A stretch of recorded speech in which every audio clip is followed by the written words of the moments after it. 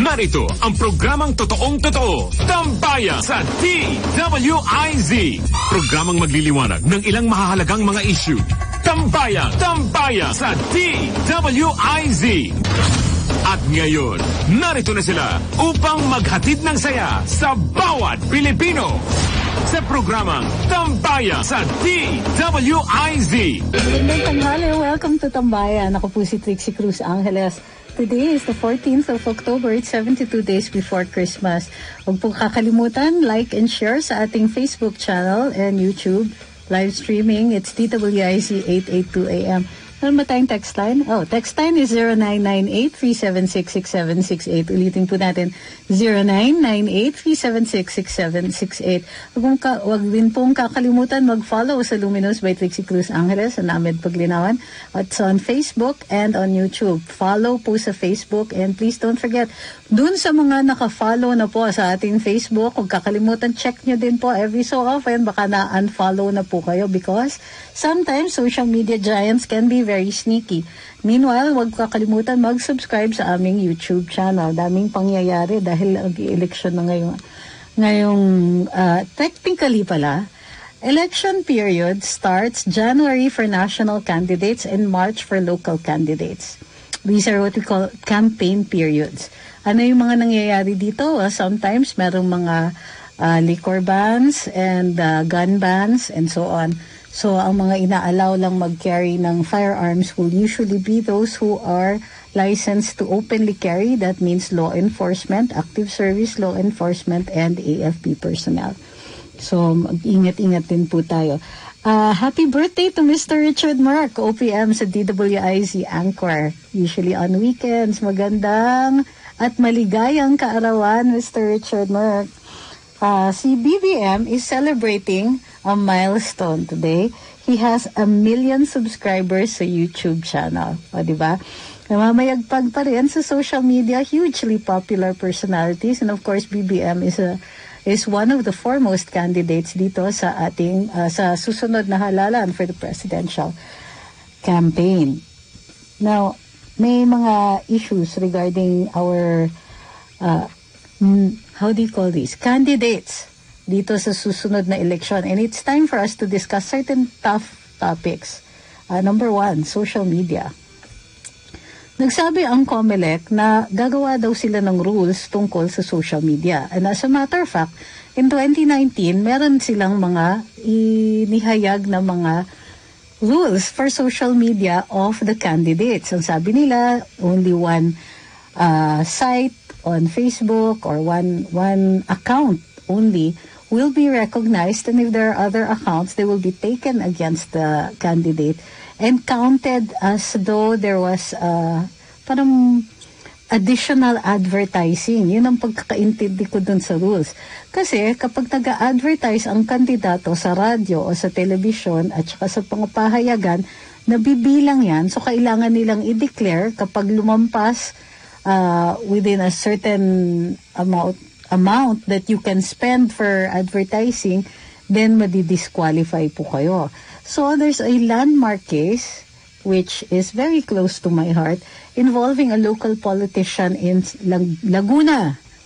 At yung politiko na ito ay nag-advertise sa television kahit na local candidate lang siya.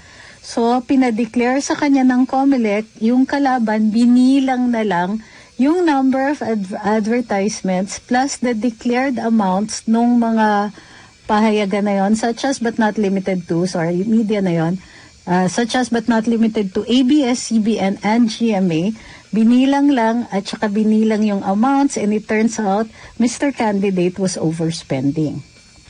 At dahil doon, disqualified po siya. So, because the case took forever, it is the vice of his position who took over his position. Ngayon, ang ibig sabihin po nito, sa pagkakandidato, nile-level nila yung playing field. Therefore, nililimit yung amount of advertising that one can purchase or the amount of spending on your entire campaign pala. So, the advertising is counted dun sa kampanya na yon. Ngayon, kapag nag-overspend ka or hindi ka nag-declare, then bawal po yon at maaari kayong ma-disqualify.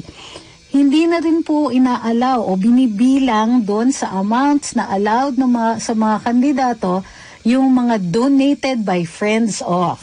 Madalas nakikita natin yan, mga billboards by friends of. Yan, donated by friends of candidate X and so on. Nahuli na po yan at sinasabi ngayon, kapag mayroong ganun klaseng advertising ay ika-count yun pa rin doon sa ginastos ng isang kandidato.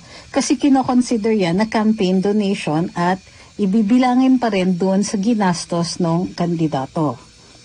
Why do they do this? As we said, to level the playing field. Ito yung problema ngayon. Paano nila pupulisin ang social media? So, yung attempt in 2019 na ililimit yung official pages and so on, okay lang yon. Pero, paano kung merong mga nag-i-endorse? Let's say, ng mga vloggers, no matter how famous, infamous, or popular they are, paano mo bibilangin yung mga endorsements ng mga vloggers? Paano kapag in-interview ka ng isang vlogger? And so on. Madali bang bilangin yon? Is it easier? Is it harder? Does it count? Dito sa advertising. Since vloggers usually interview for free, many of which are very happy na maka-interview sila ng big time na kandidato, how is the COMELEC going to count the value of that time? So sa ngayon, wala pa po tayong nakikitang mga rules pagdating dito sa social media. Dapat po kasi maglabas na sila ng memorandum from the COMELEC and the commissioners should meet on this one regarding na sa rules or paano bibilangin ang mga lumalabas sa social media. Para sa akin, forget it. Ang hirap talagang pulisin. Maybe at some future time when the technology is available, then sige, siguro, bilang-bilangin na natin yan. But right now, it's still the wild, wild west or east or north or nowhere in social media. So it can be anything, and there's so many platforms na paano ka magbibilang nun sa iba-ibang mga plataforma na yan. So, assuming even that the technology is available, will it eat up all of the time of the COMELEC? Just trying to keep track and police the amount of publicity received or given on social media. So, given that the technology has not caught up, parang yung attempts by the COMELEC to restrict it will probably be either laughed at, ignored, or will be applied unequally. And so that would be unjust and might be stricken down by the Supreme Court. So, yun yung mga things that we have to consider. Magandang tanghali sa mga nanonood sa atin dito sa Facebook.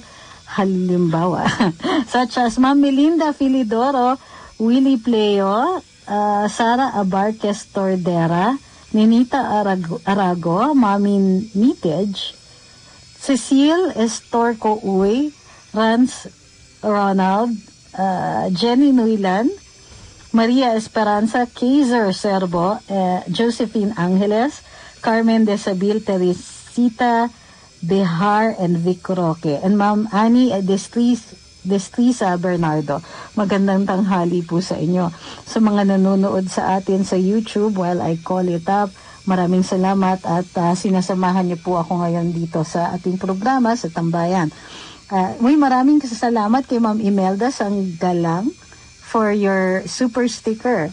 Magandang tanghali din sa mga kasamahan mo dito nakatambay sa YouTube, Antonio SC30, Brown Gold Isabella, Aldrin M, Francis Cayetano, Bobby Fajardo, Hi Sir Bobby, Bodel, Owen Friday, Pesto, Pinay Paparazzi, hi ma'am, Brian Miguel De Sono, Chev, ang ating mga stalwarts, Mark Rebay, Clarence, Jemshid Mumar, Victor Tadeo, Teddy Dagatan, Maria Cecilia Tiongson, Higgs Heisenberg, and Floyd Elisa Espadilla, and Owen Friday, Xavier Humabon, Ma'am Juliet, Lavo Idami, magandang tanghali po sa inyong lahat.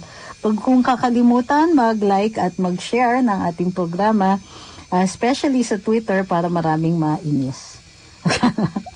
You really can't go a day without trampling on somebody, which reminds me of something na sinabi ni BBM, ni Bongbong Marcos. And there's two more issues that we need to discuss about BBM. Okay. Sabi niya, you can't really go through life and particularly have a political life nang hindi ka nakaka-create ng kalaban. So, it's unrealistic and it makes you not do anything. Ano yon? You just be nice to everybody. You can't be nice to everybody unless if you're going to take a stand. And in politics, you do take a stand.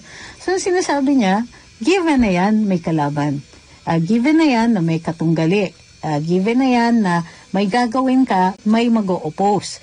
If we don't accept that early, ito talaga mawawalan tayo ng wisyo. So even dealing in social media, the same goes through para sa social media.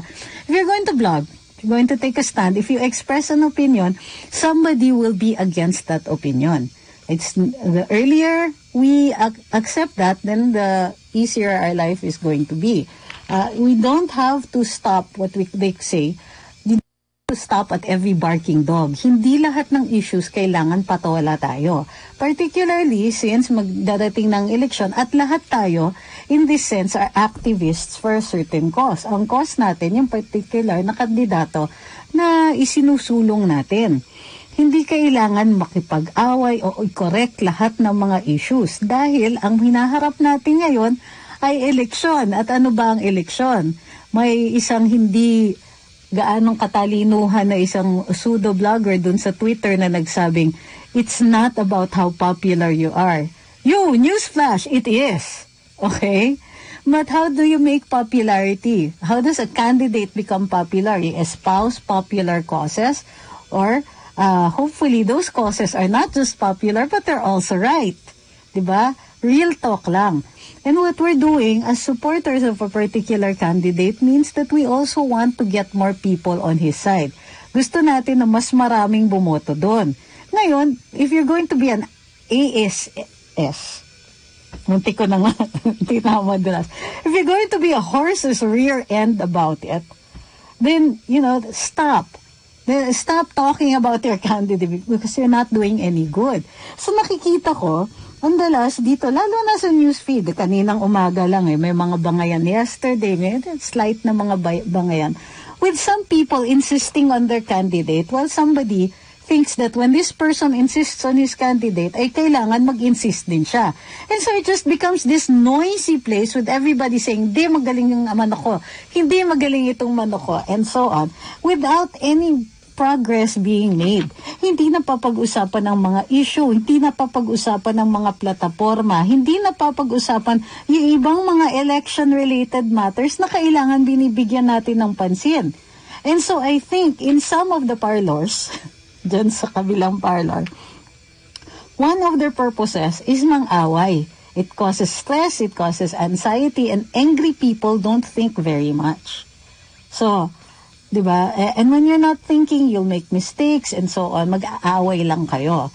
And in the meantime, they're continuing their campaign to get the undecideds to vote in their favor. Do not fall into that trap. Elections is about addition, about getting more people to vote a particular way. Wala pong lugar yung mga away-away na ganyan. So, you might make a good point. Or you might even win an argument. Pero pag pinahiya mo yung kausap mo, boboto ba yan para sa kandidato mo? Not necessarily. At huwag na rin natin pilitin dun sa mga taong alam natin hindi na mako-convince. Diba? It's so unnecessary. Samantalang kung sure tayo dun sa numbers natin, all we have to do is just reiterate our side, clarify certain matters, certain incidents, events, the law, the facts, and all of that without actually having to engage in useless arguments. Because that's what's happening now. Krisa Girl says, I value my mental health. No to toxic people. Choose what you feed in your mind. That's correct. Why engage? Diba? Kasi yung iba, akala nila sa social media, may nako-convince kayo kapag tinalo nyo dun sa argumento yung isang tao. But does it really convince other people? What you do is you create an anger and that person is not going to vote for your candidate and is now mad at you. Diba? Or may mga tao na, alam mo, gusto ko sana itong kandidatong to, kaya lang grabe ang toxic ng mga followers eh. And I'm talking about a particular group of people with a very popular, very good candidate. Huwag po tayong ganyan. nagpapadami tayo, kailangan manalo yung manok natin, di ba? Magandang tanghali, Rene Braga Baingko, sabi niya, nagpadala siya sa ating super chat at sabi, good afternoon, pang kape. Uy, salamat. Sabi ni JL, banggaan lang nangyayari, walang value. That's why sometimes when I've had the occasion to be an administrator on certain discussions on social media, yung mga toxic, tatanggalin nyo yan because ang intention nila is to disrupt, to make sure na hindi magkakaroon ng maayos na discussion and so on. And that's the nature of a real troll. Okay? Making sure that no such conversation occurs. No knowledge is passed. No clarifications made. No fruitful debates are conducted. Diba? Walang ganon. Because the person is just trying to tick you off. And that is a definition of a troll. So yung mga ginagawa ng kabilang parlor na tinatawag na trolls, kahit tayo yung mga who are conducting peaceful or just ordinary posts na wala naman silang pakialam doon, they'll come into your wall, barge into your wall, give you a contrary argument regardless of how reasonable para lang maasar ka. So let's not fall into that trap. Diba?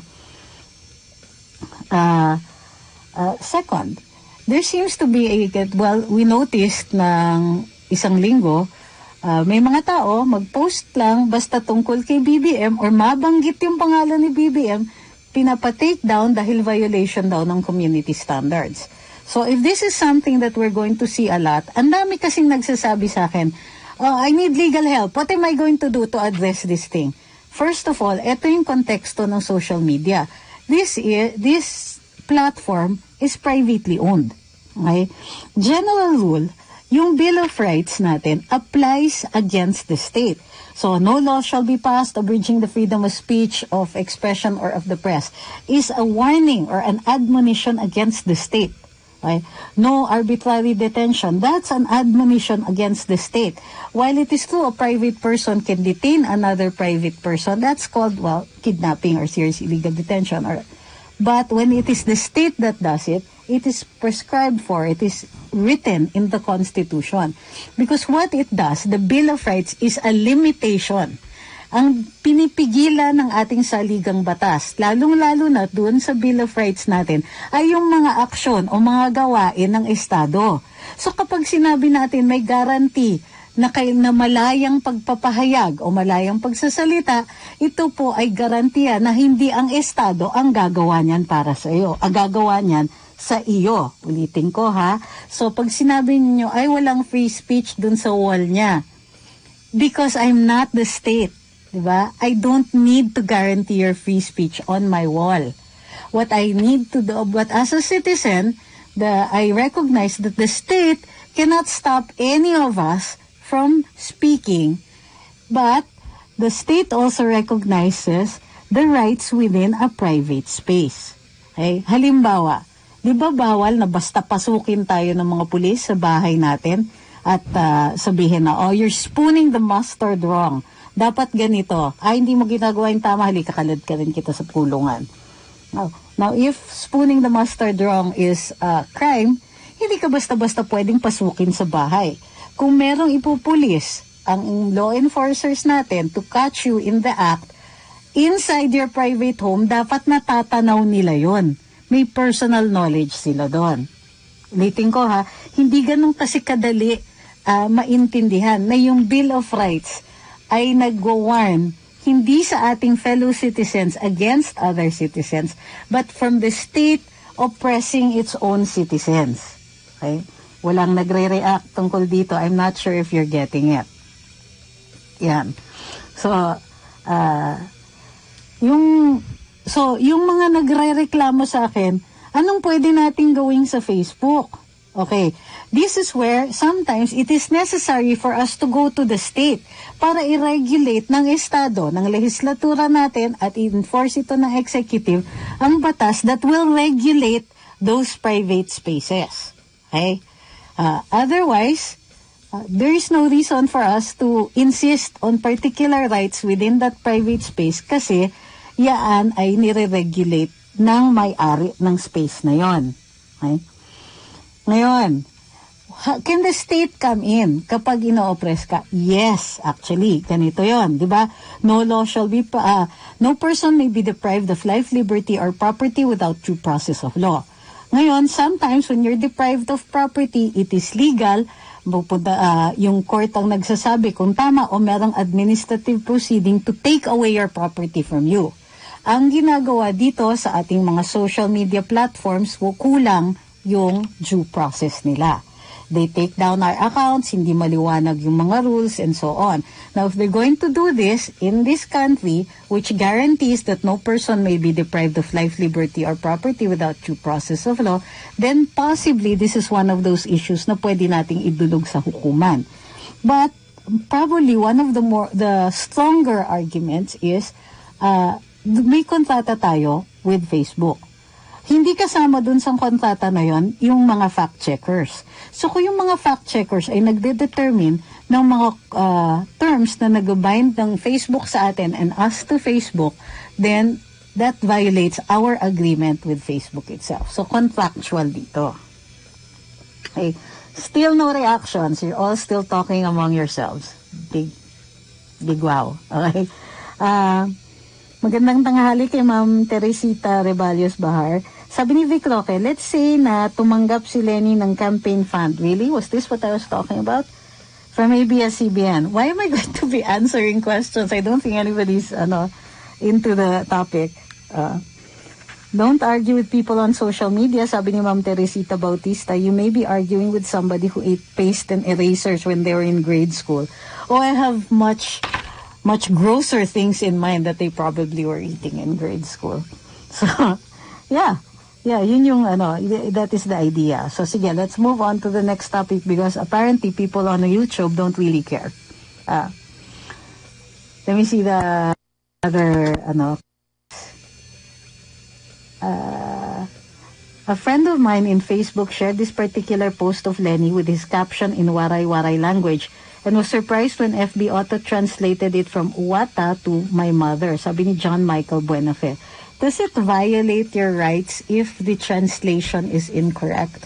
I'm not saying that you're asking me any question, pero I understand that talagang minsan ang weird talaga ng translations. If those translations eventually transgress into our rights, definitely we need to do something about it. But right now, it's really just funny. Ngayon, meron dong toggle that says rate this translation. So you really have to rate the translation so they get feedback. No? Okay. Sabi ni Chev, we do respect your opinion, but please don't throw allegations like this and that. What is this and that, and who are you speaking with? What about the move of Jim Paredes to have a mass report hour every 8 p.m.? That was the next topic, actually. Next topic. Now, yung dito, what they do is sometimes they try to game the system. Halimbawa, alam natin na if you click like, if you make a post, tapos may magkokomento doon. Pag kinlik mo yung like dun sa comment na yon, that like appears in his newsfeed as you, for example, X, likes this post. Which means that it creates a multiplier effect. Other people will see that you like the post, and it's possible that they will check out that post, that comment, and therefore check out your post. Ibig sabihin, if you do that more often, then you will get more exposure for your posts because, yun nga, you guarantee na papasok yun dun sa news feeds ng mga tao na nagkomento doon sa ninyo. Sabi ni Chev, meron kasi dito na nagsasabi daw na BBM ay magnanakaw. Of course, wala namang basihan yon. I agree because there is no case against him for theft, embezzlement, fraud, and all of these other things. So, if you're going to make an accusation like that, I agree with you, Chev, that there has to be basis. Otherwise, it's what we call a bare allegation. Ibig sabihin, humirit ka ng ganyan, pero walang laman. So, yung mga ganyan, huwag nyo nang i-engage. Wala naman silang ebidensya. Wala naman silang, kumbaga, bagay na worth commenting on or worth na pinapansin. Pero, you can, and I found this is more useful, instead of engaging, mag-post kayo separately. For instance, you can talk about that, which I agree with what you're doing. Mag-post kayo ng komento saying na this is a bare allegation. It has no evidence, it has no ganito, and has no value in determining whether this candidate is good or bad for the Filipino people. Diba? Which is the issue before us in the next elections. So, this is one way of saving our sanity until May 10, 2022. Kung matindi yung away-away, hindi kasi tayo at the same state of mind as 2016. Noong 2016 talaga, it was all of us against the world. And we were taking everybody on. But the nice thing about that was nagbabasag tayo ng mga misconceptions. Nagbabasag tayo ng mga ganon. But we didn't have to do it ng face-to-face, account to account, comment to comment. Post. Make discourse. Do the discourse on your walls, di ba? Control the conversation. If you're reactive to somebody, sila yung may control sa'yo. Di ba? And that's exactly the nature of trolling. Yung troll gets to control you. May sasabihin siya, magagalit ka. Which means yung galit na yon was in his power to make. You gave him that power. Now you have to deprive it from them. Remove it from them. Pero kung meron silang nasabi, tapos gusto mo talagang i-refute yon, do it in your own space at your own time. That way you have control. Diba? It isn't about that person. It isn't that person controlling your behavior, your temper, the way you think or feel for the rest of the day. You take what he said and create your own discourse on it, on your own wall, or in a separate comment or wherever. Ihiwalay niya sa kanila. Now, that's power. That's taking back your power. Diba? Francis Cayetano says, BBM nagdepensa sa supporters niya, baliktad ata. Wait, I don't know what the conversation was about. Do we really need to argue the So, mayroong lumabas. Okay? We're not talking about Rappler's anymore. Mayroong lumabas na comparative study ng mga pinag-aralan ng ating mga kandidato. This is a way of controlling the conversation. So, marahil yung kabilang parlor po yung naglagay nun. So, medyo kargado Siyempre, Leni Robredo, UP Diliman, Economics, Law, University of Nueva Cáceres. Tapos, I think she has an MBA somewhere. And then, several degrees, what we call honoris causa, or honorary degrees. Means you didn't do really anything except be yourself. And then, they say, oh, you're a good person, let's give you an honorary doctorate. Alright. Supposedly, kay BBM, Oxford, pero parang malabo. Hindi sinabi kung anong course, hindi sinabi kung nakatapos siya, ganyan. Tapos nakalagay doon, Wharton did not finish. So, they isolated dalawang colleges lang. Whether BBM has taken short courses somewhere else or done other studies and so on, we know that he finished in Oxford. Pero dahil nga they were sent into exile, and then the Malacanang was looted and so on, I think that the evidence that his diploma and all of that has been lost. And it isn't that easy getting a copy again from Oxford. But I think that maybe they should make an effort for that. Regardless. Wharton, supposedly hindi daw siya nakatapos. Okay, pero the bare statements of his allegedly unfinished degrees as compared with others, does make him look, how do you call this, sad. However, hindi po natin dapat kinukulong yung mga, yung discussions on that. Yan, sure, okay, admit na lang. Sige, let's say that all of that is correct. Nevertheless, he still has qualities which the other candidates can't catch up to. Right now, the most hugely popular candidate in the absence of Sara Duterte is Bongbong Marcos. Diba? So, the educational attainment does not explain why Leni Robredo is in last place and Bongbong Marcos is in first. Diba? If this is their way of trying to undermine the popularity of the candidates, I'm not sure if it's working. Kasi I think that pretty much people knew. People know, for instance, that Leni Robredo is a lawyer. But the most common reaction to her being a lawyer is, talaga ba?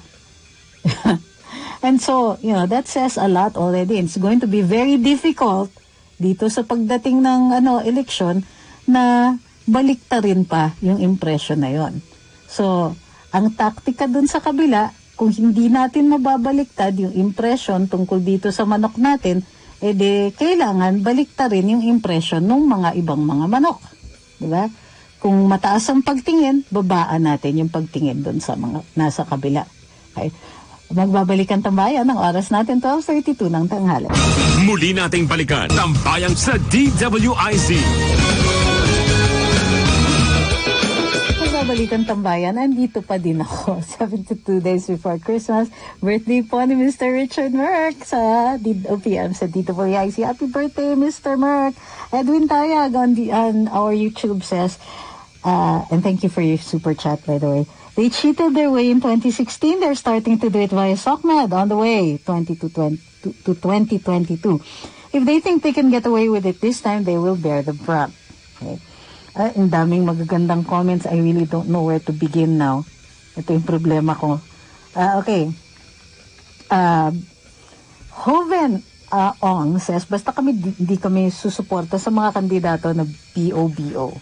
I really want to get a Larry Gadon doll that shouts BOBO. Yung recording. Pag pinindit mo, sisigaw ng ganon. I love it. I love the idea. I can't wait to get one. Ito. Pesto says, tama ka. That's why I don't allow anyone on my friends list to troll on my wall. Kung maayos na discussion, walang problema. And I don't react on somebody else's wall. I agree. Kasi medyo konting respeto, di ba?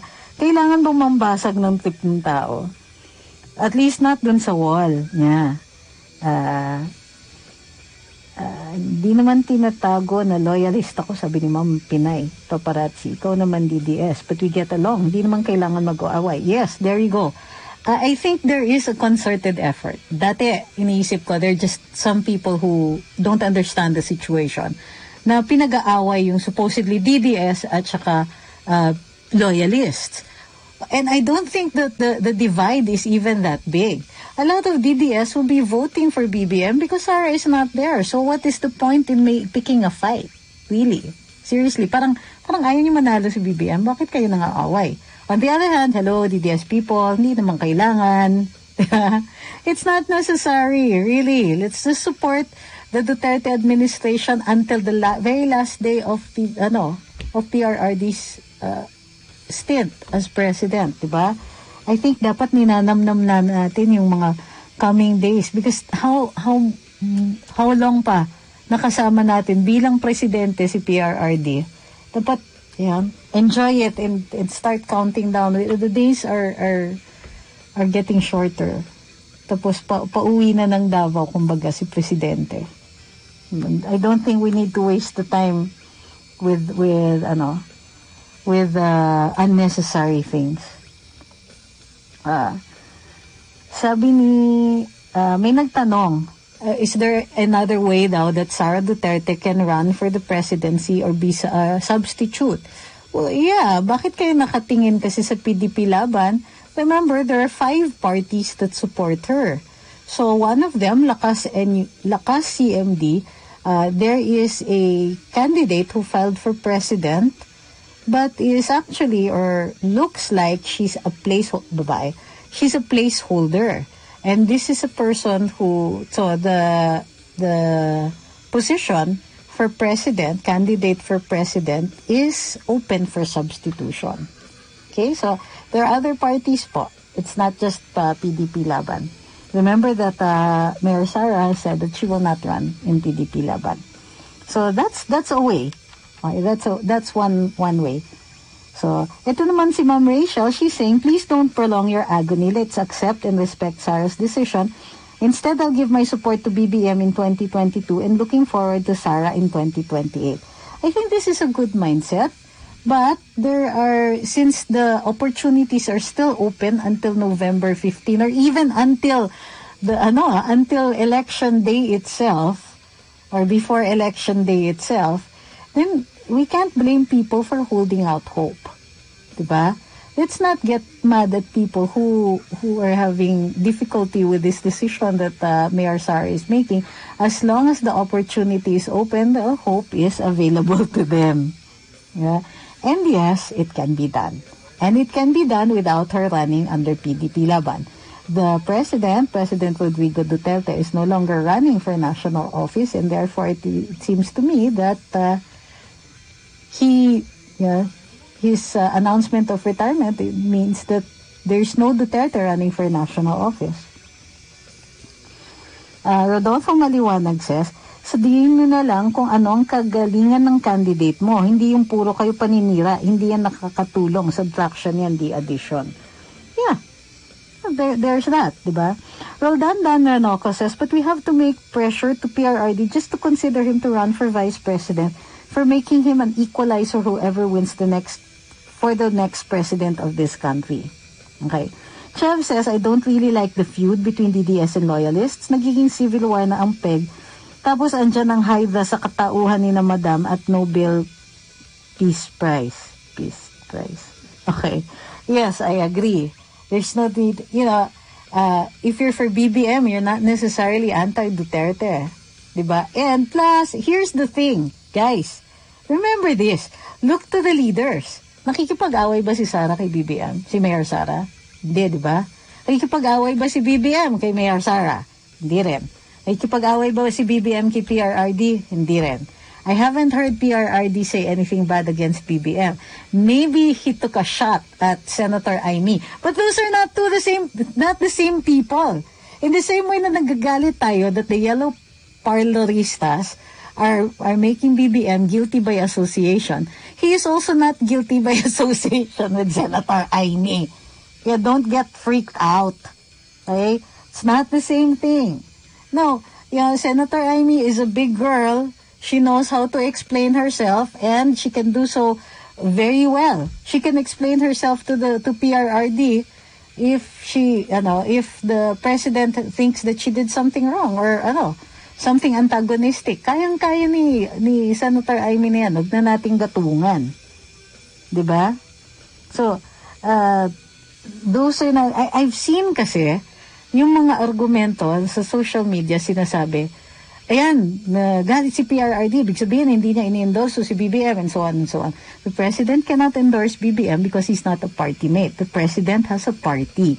Okay, let's just keep it at that. There's nothing to indicate that there's any animosity.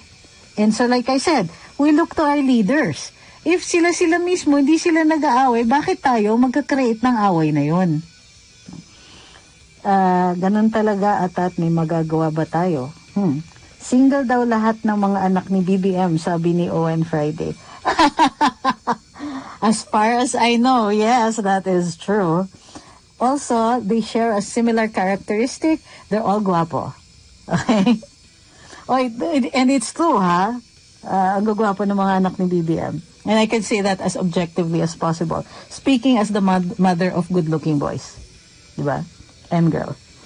Pablito Bendesio says, kaya kung pagbabasihan daw ang educational attainment ni Senator Batong, most qualified. Siya lang daw ang may totoong doctorate degree. I agree. Oo, totoo yan. Meron siyang doctorate and it's not honoris causa. Totoo. Very well said, sir. Kahit pa mapuno ang bahay ni Line Robredo. Binasa ko naman na Line Robredo. Ano ba? Ang mga titulo ng kung ano-ano, kitang-kita naman at dinig na wala naman ng utak, ano magagawa ng mga titulo, incompetent ka naman sa lahat ng trabaho na pinapasukan mo. Di ba kapahamakan lang ang idudulot ng babaeng ito? Kapahamakan. Well, I'm not sure about kapahamakan because, incompetence is a form of corruption.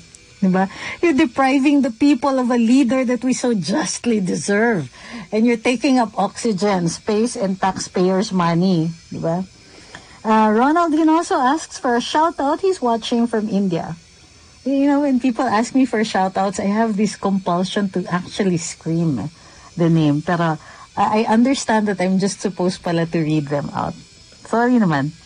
Importante, dilawan sa gobyerno, sabi ni Ma'am Eliza Manalang.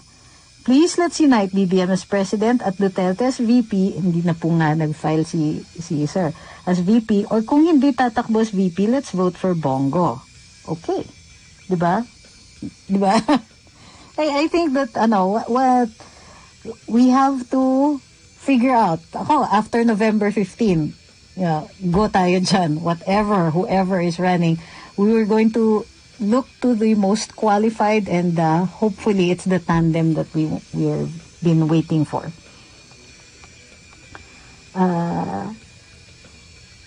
May gatong gang kasi, attorney, sabi ni Bisayang Luspad. Totoo yan, may gatong gang. Yung gatong gang are just there to make you angry. Ito, sabi ni Antonia, si 30, yung mga banat ng kabilang kubol ay rehash at cheap. Sama mo na yung pagtanggi ni Jules Giang sa pakain ni BBM sa supporter sa restaurant niya. You're right. I agree with that one. That was a cheap shot. So this is what we can do.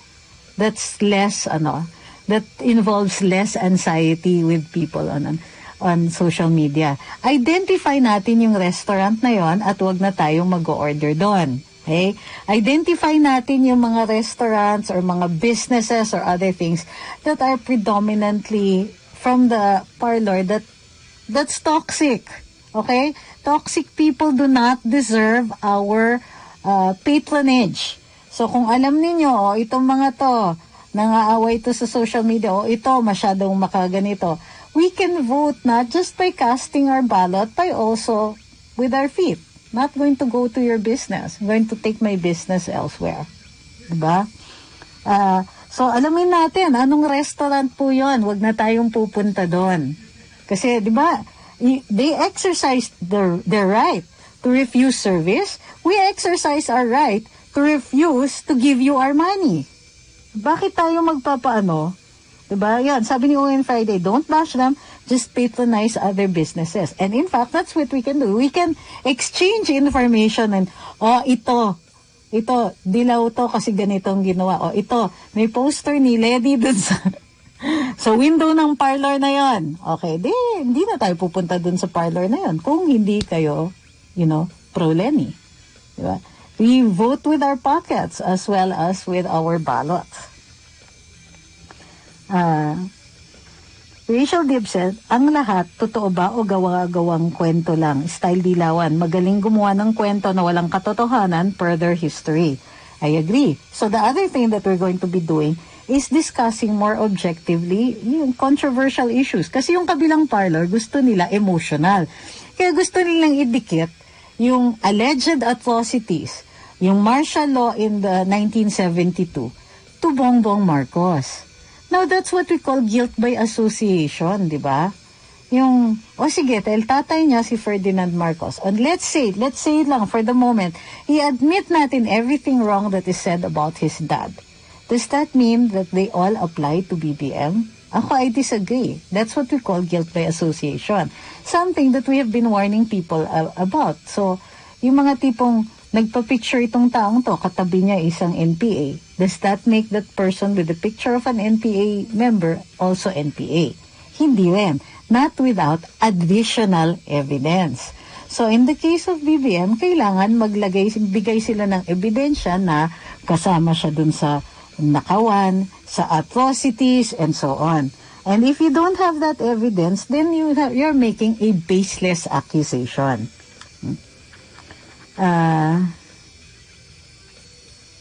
Lumabas na ba yung Supreme Court decision? Sabi ng Korte, illegal daw ang pagpapaaresto kay Ong ng Senate Blue Ribbon. Saan po nakalagay yun? Sabi ni Saldi Tolentino, grabe ka, attorney, 3% na nga lang sila. So kaming 91% hindi nakakain sa kanilang, sa kanila, di magsasara agad yon. I think that's the idea. I mean, this is entirely within our rights to do. Kung gusto nila naman, maghanap sila ng ibang marketing mechanism. Convince the customers that it's worth it for us to eat in your restaurant. Gayong ganyan kayo kabastos. If ever BBM will win, sabi ni Ma'am Marjorie at Chanova, Will he continue what President Duterte started, like projects build, fight against drugs, and fight against corruption? Well, he has said publicly that he will continue build. We need to ask him about the war on drugs and so on. Ang nagsalita tungkol sa war on drugs, si Mayor Isko, at ang sabi niya, tutuloy daw yung war on drugs pero walang mamamatay, which I think was a pot shot at the President. Tanggalin na natin yung I think. Was a pot shot at the President. And the supposed controversy about the drug war. And so, for me, deal breaker, sorry Yorme, yung pasaring mo na yan, you have no idea. Palibasa, hindi ka, sure, poor boy from Manila ka, but did you live in these areas where yung mga drug pushers at saka yung mga drug lords, sila yung mga malulupit? Sila yung mga tipong, aka na yung anak mong dalaga, ako yung mayaman dito eh. Diba? May mga ganon. I know personally of one particular case na may isang bata, tinakot nila ng tinakot to do the drug running for them. Otherwise, ang banta, ipapatayin yung nanay at kukunin yung kapatid na babae. Nung nahuli yung bata na yon, hindi siya testify against the drug pusher kasi binabantaan yung nanay at kapatid niyang babae. So this kid, 19 years old, is going to spend the rest of his life in jail. He could have taken a plea bargain, lesser offense, mapakawalan siya kung isinuko niya yung drug pusher, pero hindi yun ang nangyari. So, yeah, you have to continue the drug war. Umaabot na sa mga politiko, drug money was might still be funding the campaigns of some of our public officials. Do we really want to be a narco state? We were before. So, dito sa pag-iikot namin, naririnig ko na rin, Madam, meron nga dito yung mga willing magpondo ng mga candidacies ng ilang mga tumatakbo. Pero sinasabi, go easy on drugs. Talaga, bakit natin gagawin yun? They have to, the candidate who cannot guarantee na itutuloy yung war on drugs doesn't get my vote. Sorry. It's a matter of survival. IATF green list nila, ala naman mga Pilipino doon. Ano ba yan? Done, share, and like po. Sana i-review natin yung rules nila. Sige, pero it was discussed kanina sa Karambola. Baka gusto ninyong check it out first. Sabi ni Tony Boy Mendoza, agree kami, katulad ng pag-patronage namin sa SMC products ever since they cooperated with PRRD. Diba? We can vote with our pockets. Hindi naman problema yan para sa atin. Kayang-kaya naman natin yon, diba? We don't have to buy that. It's easier kasi to buy beer from SMC even if I don't drink beer. Sabi ni Ma'am Jean, alone na naman ikaw. Actually, Attorney Ahmed was on his way, pero nasabit na naman siya. Sabi ni Mawik, because that's all they have, to just keep on bringing up the past. But the truth is, they have nothing to offer to the Filipino people. Lahat pansarili lang. Yeah, I agree.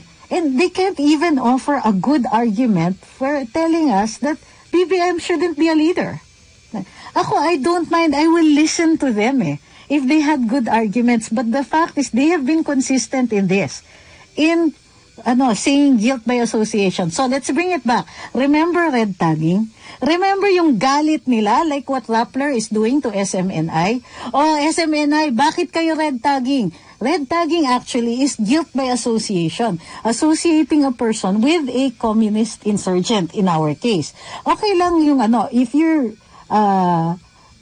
being accused of being a communist isn't illegal. But being a communist insurgent, yes, that is illegal. If you bear arms against the government, if you help people bear arms against the government, raise arms against the government, then heck, yeah, you're a criminal. So, that's not guilt by association. That's guilt because of your own doing, on your own wrongdoing. Pero ang gusto nila, bawal red tagging. Don't associate people with the communist insurgents, with the NPA at chuchuchu. What if it's a valid question, di ba? Tanungin ko, related ba kayo? Baka naman, kung tatangkilikin namin yung candidacy mo, yung pala, nagbibigay ka ng pera sa New People's Army na naghahasik ng lagim in the countryside. Diba? That's a valid question. But is it guilt by association? Well, it's guilt by association if there was no evidence that they're supporting this group. Kaso, the refusal to condemn, the insistence on protecting them, the agreement with what they're doing. Take a bow, Teddy Casino, di ba? Sabi nila, hindi namin makondem kasi naniniwala kami sa kanilang paninindigan. Naiintindihan namin na kaya nila ginagawa yan dahil hopeless na daw ang gobyerno and so on and so on. So, there's more to that. It's not simple guilt by association. Pero nagagalit sila. O sige, guilt by association, bakit kayo nang red tag? But they turn around and then they say, we don't vote for BBM kasi anak siya ng tatay niya. Isn't that also guilt by association? That's the same logical fallacy that you're calling out the DDS for. Really?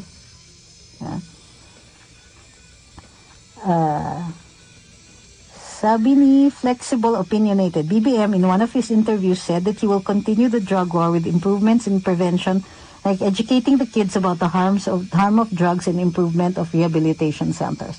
Oh, thank you. Which means, wide open in candidacy ni BBM. He has a clear road ahead. Si Gordon, araw-araw na lang sinisiraan si PRRD sa Twitter, sabi ni Ma'am Grace Havelona. Well then, every day we can just call him out and continue saying, soli nyo yung 86 million, Senator Gordon. Pa-audit nyo ang Red Cross, Senator Gordon. At hindi ba meron kayong conflict of interest in pushing for that law on the Red Cross, which basically keeps it out of the purview of any of the regulatory agencies? Sure, the COA can audit government funds that went into it. But what about the other private donations? Who audits that? Who polices that? Who makes sure that the Red Cross is spending it as it should be spent? Your law, Senator Gordon, guarantees that nobody is going to be checking that. That's why you kept resisting the audit of government. What you're going to do is simply, set aside, say that, okay, all of these things, the legitimate things, were spent using the government grant money. Pero yung ibang mga questionable na expenditure, sasabihin ninyo, it came from the donations of private persons. That's really sneaky, Senator Gordon. And you benefited from a law that you passed. I say that you shouldn't be allowed to make laws anymore. And so, I'm not going to vote for you for senator anymore. Not that I ever did.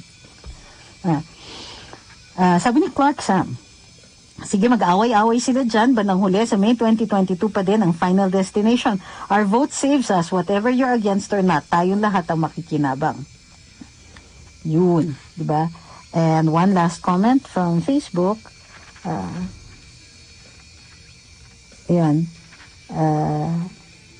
Ito, hello, Atty. Trix. Napanood ko sa Luminous yung kay Atty. Kidlat Gaton at Janet Napoles. Bakit po hindi nakakasuhan sina Drilon at Gordon on PDAP? Thank you, Solid BBM po ako.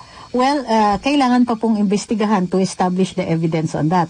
Pero the more immediate, yung reason dun sa bagong pasabog ni Ma'am Janet Napoles isn't about the PDAF but about campaign contributions. Dahil pag hindi dineclare yung campaign contribution, that is a criminal case and could be grounds for disqualification of these candidates. So, Senator Gordon, baka baka magkaroon ka ng disqualification case. Bunga ng mga sinasabi ni Ma'am Janet Napoles. And on that note, maraming salamat sa pagsubaybay sa akin at sinamahan ninyo ako ngayong araw na ito dito sa Tambayan. Ang Tambayanan susunod na programang In the Heart of Business kasama si Mama Rupa Hatisani at Sir Lito Gagni. We'll see you tomorrow. Karambola, ako po si Trixie Cruz Angeles. Tambayan sa DWIZ.